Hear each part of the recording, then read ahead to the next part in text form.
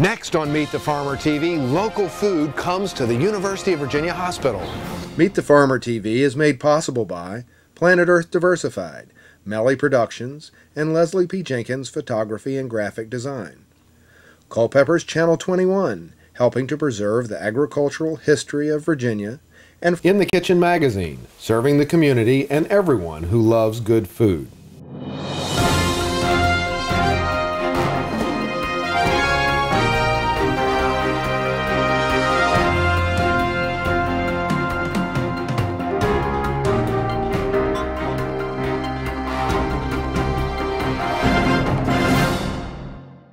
Now we've seen how the local food hub and purchasing with the Morrison Group here has brought local food to UVA. They've also got a farm stand table. It's not a real farmer's market, but it's a table full of local produce that you can purchase and take home right here from the cafeteria. Let's go check it out. Well, here we are in the cafeteria at UVA, and this is our farm stand, which operates on Thursdays and Fridays all day for employees, guests, visitors, anybody who wants to come here. It started in 2 years ago. This is our third summer season, from May through September. And we started out with I just realized the responsibility that we have in healthcare, that dietitians particularly have. Dietitians want people to eat right, and they talk about it a lot. But it goes beyond, you know, so many portions of this or that food, and what's the quality of the food, and what's the freshness of the food. So this became very important to me, and for the hospital to be a place for this to happen would be a great teaching. It's like visual education. And of course, you know, we've got vitamins and minerals that we've had since, you know, the whole last century. But now we know more about other nutrients called phytochemicals, which are not even all named yet, and there are too many to even talk about. But they are very prevalent in fresh fruits and vegetables and whole grains. And they are richer, it seems to be, by the research, in organically grown foods. And much of the local food around here, if it's not certified organic, it is similar, it's much like organic. They use good agricultural practices. And so, you know, it's really hard to quantify the value of those nutrients in this food. A hint about which ones are in which food is the color and the flavor, because phytochemicals give vegetables and fruits those characteristics. One is quercetin. You know, that's just an example. Probably nobody's ever heard of it. Quercetin, quercetin. We know about vitamin C, but who knows about quercetin? So anyway, it tends to be higher based on the little research we have in organically raised fruits and vegetables. It's an expression that I use often to describe the current food system, conventional, industrial-based, long-distance food system. And that is, it's like a freight train going the wrong direction. Even though there are lots of efforts to turn it around, what we can't do is turn it around fast unless we have lots of big buying power, like a hospital. One individual person buying from a local farmer can make a little bit of a difference, but a hospital serving 4,000 meals a day can make a huge difference to really impact not just the regional food system, but really the entire nation's food system. So every little bit helps, but the bigger the buying power, the better.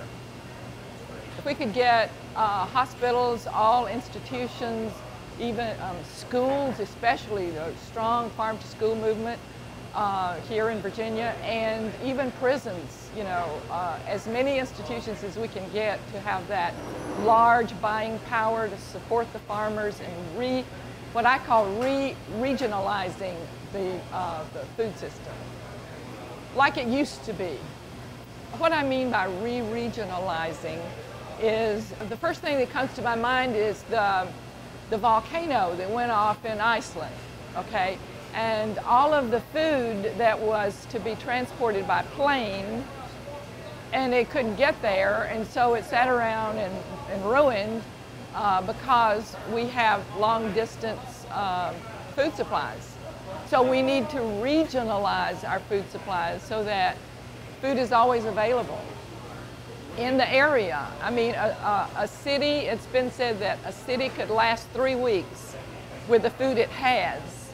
But if we're producing food in and around a location, then no disaster would have a lasting effect. I think there needs to be research in satiety, because, you know, the biggest problem in our healthcare system, well, one of the biggest, is the obesity epidemic, which contributes to all of the chronic disease states, which create the huge healthcare bill that we are struggling with. So if we just tackle obesity, what is it that makes people keep eating? Well, there are lots of reasons. It's multifactorial, including exercise. But just looking at food and flavor, there is a satiety factor. When people eat something delicious and they feel the joy of that flavor, there is a sort of a satisfaction that happens, that maybe they don't have to go back and get more, have second and third helpings, or have a snack 2 hours later. And so local food is clearly, nobody needs to do research on this, it's clearly more flavorful, it's more delicious. It's the reason why when we serve a local food item, it typically runs out before the end of service, if not in the middle of service. So, you know, we know that it tastes better, that it's probably ripened on the vine as opposed to picked early and transported for 2 weeks and stored and gassed, or whatever that process is. It's 1 or 2 days old. This was probably picked yesterday. So we've got fresh, we've got whole, it's not processed, it's not ruined, we haven't lost nutrients. We know that vitamin C starts losing, produce starts losing vitamin C almost immediately, and and probably many other nutrients. But the satiety factor, I think, would be helpful in weight loss efforts.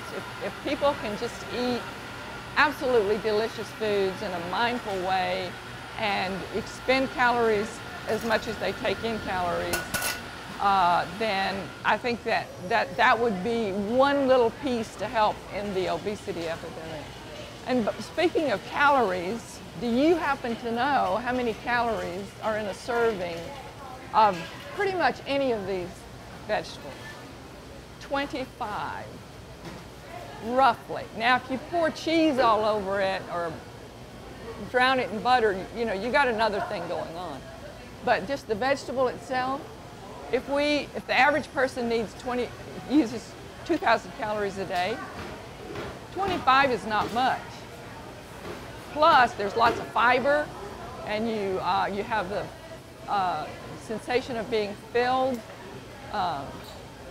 So it's a very healthy food and very prone to aid in weight management. Well, there needs to be more research about conventionally grown foods and organically grown or other types of good agricultural practices. And it's very hard because of confounding factors that they can't control. I mean, you've got soil, you've got air, you've got water, and fertilizers, and sometimes fields are used that used to be conventional. You know, it's hard to really make it pure and clean. But that's what we need. The research that we do have shows that in the last 50 to 60 years, the nutrient content of produce has decreased for several nutrients by 5 to 35%. Some people call this the dilution effect, which means that instead of just growing foods in the natural pace of nature, we speed it up with high yield efforts like fertilizers and irrigation, and just pound it with grow bigger, better, faster, quicker. And so what we come up with is fruits and vegetables with less nutrients because there's more water, there's less the actual nutrient value. So you might have to eat more than one peach today to get the same nutrient value that your grandmother got when she ate one peach. I've heard different things, it's really not sure, but more than one. So, you know, that's an indication that, you know, we have lost something.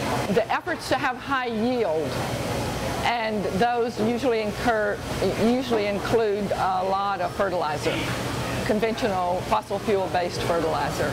Speaking as a registered dietitian, it's the business, I believe, of dietitians, not just to tell people what to eat and how to eat, but to help them look for the best sources, you know, to pass out to their patients the Buy Fresh, Buy Local guide, so they know where to go in their area to find the best, what restaurants to go to find local foods, what farm stands, what farmers markets, what orchards, wineries. You know, I've gotten so I don't buy wine unless it's made in Virginia. So you know, it goes in a lot of directions, not just your food.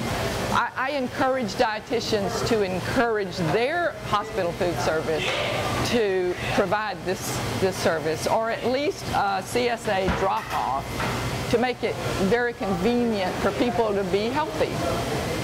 I think often people know about a farmer's market and would really like to go there, but it doesn't fit their schedule. On that particular day it's open, they're tied up with something else. And this is something at work and, you know, easy to pick up. You can depend on it every Thursday and every Friday. I think the biggest indicator that farm stand is successful for us is that you know, we see a lot of repeat customers coming in each and every week saying, you know, last week I had some great radishes, and I can't believe how wonderful it is to have this available to us here in the hospital. And that's really what it is for us. You know, we can look at our balance sheet and see how much money we made, and that certainly is an indicator, but really it's the repeat customers, and people are really starting to say, you know, when's the farm stand coming? You know, yeah, is it going to be here again this year? Yeah. You know, when can we have a CSA here? You know, these are the types of, you know, I can't get out on the weekends to get the local produce that I want to get, and I have it right here when I'm at work. And, you know, we see people constantly filling up bags of food, and they're planning for a whole week of meals right out of the stuff that they can get here. And they're just blown away by the fact that it's so fresh, and we have plenty of it. I mean, it looks great today, so you can't smell things on camera, but really you can smell the dill and the onions and the squash. So it's really a great thing. And so we get a lot of feedback, and that's how we know it's successful. Yeah. We had a mini CSA one day where we took pre-orders, and we took the farm stand stuff that we normally got. We filled bags for them, and they came pick it up. We sold like 40 in one day, so it was just a neat thing to have, but it wasn't something that we do right now. It's something we're working towards. We're really trying to make it a benefit. We're trying to create another benefit for the employees of UVA Medical Center, and so they have a list of different stores they get discounts at, different things of that as part of their benefit package. And we want to actually make it a benefit package, part of their benefit package, so they can participate in CSA where they literally would have it deducted from their paycheck if they want to, and to make it easier for them to get their local produce. For me, the big emphasis on the Healthcare Without Harm pledge that we signed, the fact that as a company we're really trying to be more socially responsible on a corporate level.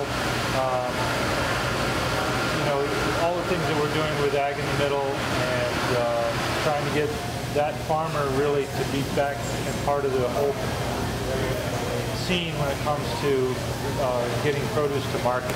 They're really kind of left out there right now, and they can't. They're too big to go to a farm stand, but they're not big enough to compete with the big guys, the big corporate farms. So the middle farmers is what we're seeing that's shrinking in the United States. The local farmers, or the small farms, they're still doing okay. The corporate giants are doing okay, but it's the middle farmer, the middle-sized farm that, Joe Smith, farmer who has a couple hundred acres left over from his great-great-grandfather, is what we're seeing shrinking. So that's really what we're trying to bring back to the scene. It's a community partnership that will make buying local more successful. Working with both sides coming together in the middle to really not educate the consumer, but get the consumer really what they want, what they need. Bringing them a better product, whether they know it or not. What from a corporate social responsibility standpoint is what is important to us and ultimately important to the consumer. Well, to add to that, the concept of the value chain, where everybody along the line, from the producer, the farmer, all the way to the distributor, then the actual eater, everybody cares about everybody else along the chain, and everybody wants everybody else on the chain to be successful. It's a switch from the profit motive. I want to get mine, I want to get mine, I want to get mine. But the value chain idea is I want to get mine and I want them to get theirs too. And so it connects all along the line. It's perfect for this kind of operation, food. So when you talk about ag in the middle in Virginia, big problem with ag in the middle. The middle farmers, if you look at a bar graph, they're all down below the line, instead of above the line, like John said, with the small farmers who do direct sales so successfully now, and the large corporate farmers. A lot of people in this country and around here have grown up and they don't necessarily know where their food comes from. I mean, I grew up over in the Shenandoah Valley, and you were used to seeing rows of corn and farm stands and orchards as you were just going around town. Well, you go back to the same cities and towns where people grew up today, and they don't see that. The farms have given way to all of these new subdivisions or maybe an industrial park. So now you get to the point where they don't see that food's there, that the farmers are still there. Maybe they've gone out of business. We're going more with the Midwest, and all of our produce is imported from whether it's Washington State for apples, or it all comes from California, South America, Florida. And we've gotten away from growing our own food. Everybody, going back to World War II, everybody had a victory garden, and then people kept those gardens going. The idea then that we were going to have a recession garden. Well, a lot of people grew up having farms or small gardens in the back, and maybe they got away from it. Their parents did it, they didn't like it as kids. So now, wait a minute, I can go back out, I can grow my own plot of vegetables, I can do it with my kids. They can see that. The kids do these things in school for projects. They grow a sunflower, they grow a little bean plant, but it's one bean, and maybe they eat that bean, but that's it. So it's really going out and getting the employees here, getting the staff to see it, getting people who come through. All of this produce is right here in our community. It's 10 miles, it's 20 miles away. It's at a farmer's market on Saturday for you. You're going to go home and you're going to cook it. It's funny, Lynda and I were going around and you see people, I wish I knew how to cook. How did you get to this point in your life where you couldn't cook? Well, we stopped doing classes where people learned how to cook.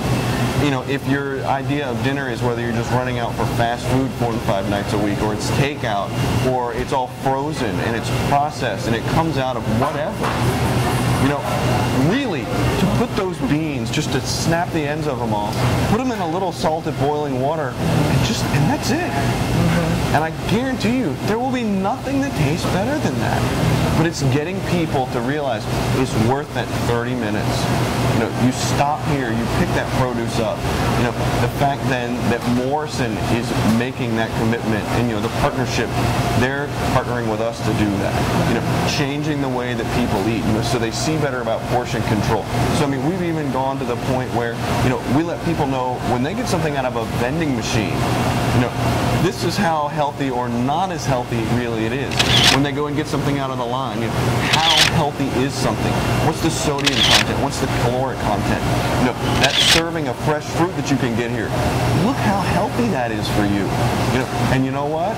It's going to taste, I guarantee you, better than anything you're going to go out and get. So it's, I mean, really starting with that. It's reaching out into the schools, you know, changing the school lunch programs so that the kids, you know, the kids go home and say, no, I don't want that. I want this. You know, how great is it then when the kids say, no, I don't want that. I don't want the candy bar. I don't want the candy. I would rather have a bowl of fruit. And they know how much better it is for them. I mean, it tackles the issues we have of childhood obesity, of adult obesity. You know, we keep getting larger and larger as a nation, and a lot of it has to do with portion, processed foods, and just eating so much of everything. And if you break it back down to the basis, I mean, right there, looking at how good that food is for you, when you do as little as you possibly can to it to prepare it, it will taste that much better, and it's that much better for you. I mean, I find it fascinating. We get the patient comments of people who come in and they say, you know, the food was a little bland. Well, that obviously means to me you're putting a lot of salt on your food. And so if you're in the hospital for a couple days, it's probably going to taste a little more bland because it doesn't have all of the sodium and the chemicals that are needed to process it. So I mean, here you're stripping back and going back to the essence of the food. And the fact that it's grown 10 minutes from your house or in your backyard, you know, that really gets to the heart of how this nation actually grew and was founded. I mean, we talked about before how everybody grew up in the country, and then everyone migrated to the cities, and as they did, the gardens got smaller and smaller. And so more and more that smaller farmer, that mid-sized farmer, you know, who does he sell to anymore? Well, if we can get him to sell to our employees, and they can go out into the farmers markets, and more grocery stores, even the national chains, are telling their people, go out and buy the local produce. You know, we want the peaches that are grown in Virginia, in our Virginia supermarkets. You know, if you can go out and get the squash and zucchini that was grown 10 minutes from your store, you can put that sign, local produce grown from here. I mean, just like we do here, you know where those farms are. You know, maybe you've seen those people at the farmers market. You know, you can get the information. This is when all the farmers markets are. So when you're planning your weekend or you're on the way home, you can stop and pick it up. And you know, then it's truly re-educating people or teaching people, yeah, you can cook. It's not really that hard. You know, we have to overcome the fear. Well, I mean, the fear factor. What do I do with that? Well, and that's the thing, you know. And Lynda, you know, pointed out very appropriately. A lot of people, maybe they haven't seen or they're used to things that are so, you know, either processed or, you know, the tomato's not really a ripe red tomato, or an heirloom tomato, and they're like, shouldn't it be kind of a palish orange color and really hard? I call it red tennis balls. The red tennis balls that you normally purchase, especially in the off-season. And it's, I mean, so much that people can do with that. But I mean, part of it's an educational change. We've stopped teaching that. And you know, you could call it what you want. You know, they used to call it home ec. We need to bring home ec back. Well, I mean, we need to teach people, again, just the basis of cooking. Right. And by doing that, by showing that, I mean, they do demonstrations in here, you know, some of the things where Morrison puts, literally, it's cooked right in front of you. You know, there's some prep work, but they're literally doing the stir fry right in front of you. We can do that for you in 2 minutes. You can do it at home. Yeah. You know, speaking of research, there has been good research about family meals where you do cook at home and eat together around a table together. And the results are very positive for kids using drugs or alcohol or just doing well in school, you know, so that, you know, however that plays out, there's a connection that's made when the family eats together and participate in a meal that has lots of ramifications for the kid's entire life. Yeah, and Lynda, you know, she talked about participation. You know, one of the things and I remember growing up, and a lot of people did who lived in a more rural area, was as a child, you had a responsibility to help cooking the dinner, whether it was prepping the beans or shucking the corn. You had things that you had to do. You know, we're going to eat, you have to do this. So you were invested in that. I mean, you okay, I helped make this in a way, even though it was just, you know, maybe washing the beans or shelling the peas or, you know, going out and getting the potatoes out. You were involved with that as a child, so you had a connection to it. I mean, kids today, you know, if it comes out of a box or it comes out of a bag with a toy, they weren't involved in that. So I mean, it's getting back to that idea that you really can do this. And it's interesting because when you see kids today, when the schools do programs like this, or when they get involved and get excited about this, then that'll carry over to the home. We've seen it with, you know, recycling. We've seen it with the idea of going green. The kids are the ones who really, you know, let's reduce what we're doing. Well, here, let's go back to the way, and not that it was too long ago, but it's a way that we know is healthier for them. It's going to be less processed. There's going to be less saturated fats because it's fresh, it's good, and it's simple.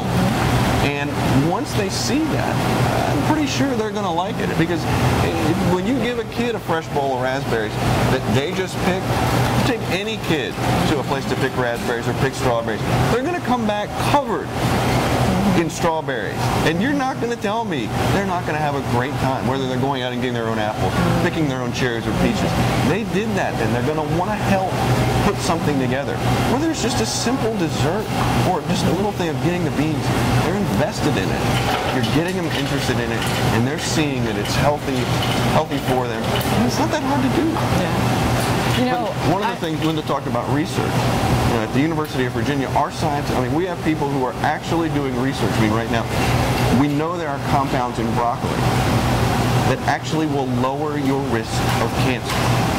You know, proven, published fact. It's good for you. You know, we know that the antioxidant properties in fruits and vegetables will lower your risk of cancer. We know that the whole grains that you can get will lower your risk. I mean, it increases your fiber.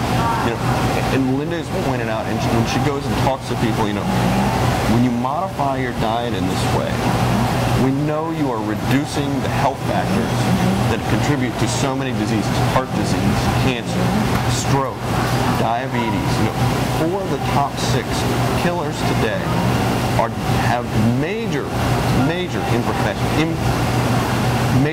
implications on what you eat. And if we can work with people at that, you know, it's a partnership. It's working with the registered dietitians. It's working with Morrison. It's working with, you know, our faculty, our staff, and our patients. You know, as an institution, you want healthy employees. Because if your employees are healthy, you're going to be able to keep your healthcare costs down. I'm Michael Clark, your host for Meet the Farmer TV. Thank you for joining us for this show on local food and the UVA Health Food System. Thanks for joining us for another Meet the Farmer TV. And please let each of our underwriters know you appreciate their support bringing you Meet the Farmer TV. Check out their website and tell them personally you appreciate their support underwriting Meet the Farmer TV. Meet the Farmer TV is made possible by Planet Earth Diversified, Melli Productions, and Leslie P. Jenkins Photography and Graphic Design. Culpeper's Channel 21, helping to preserve the agricultural history of Virginia, and In the Kitchen magazine, serving the community and everyone who loves good food.